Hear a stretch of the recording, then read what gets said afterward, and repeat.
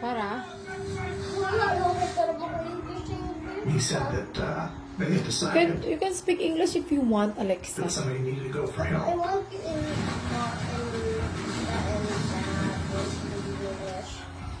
But I don't know. Since Jens is My probably the dad strongest swimmer of will all, Yung kaso?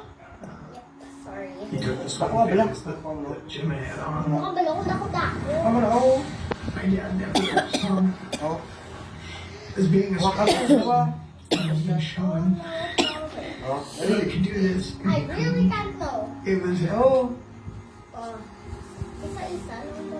Naku, ay. Kaya kasi kita it ngayon. was that I've grown up and I'm going to show you. Agoy!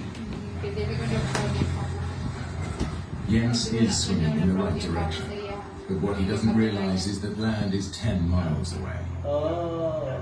An almost impossible swim through such heavy seas. Ito lang sinasabi. Even if he makes it, a treacherous reef blocks his route to shore. 10 miles? Ano po nga 30 kilometers eh? The men have now been in the water for 8 hours. Ay, dami lang.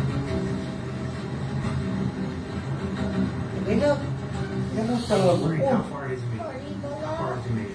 And I remember looking at my watch and trying to calculate in my head how much speed he could be making through the water to shore and just, peering off into the distance. I'm wondering, did he make it there? Oh my God. I don't... Jens is making slow progress. Agoy! He Tinakwa has ko no lang. idea how far away land is, or if he even has the strength to make it there alive. Nakapoy na siya. I was just done. I didn't feel that I was going to be able to actually make it to shore at that point. Because I was fighting these waves and just swim up. Ano ba ito? Wala, sakit. Downhill. Pahaw itik sura. Ano ba itong well sakit? Sakit na. Ano ba ito nga? Kasi ginahigpitan niya. Tiisin mo lang. Jim's dad is now exhausted and seriously dehydrated. Bukas lang kami His ito. condition is deteriorating by the hour. Ano papa nila ma? I felt very helpless because Muna yung there's nothing I anak could no? do. I couldn't pick him up. I couldn't hold him. I couldn't drag him. Tatay yan yung Grab him to sumapaklap safety. lang. Piloto, tatay ng piloto. There's Tatay yan.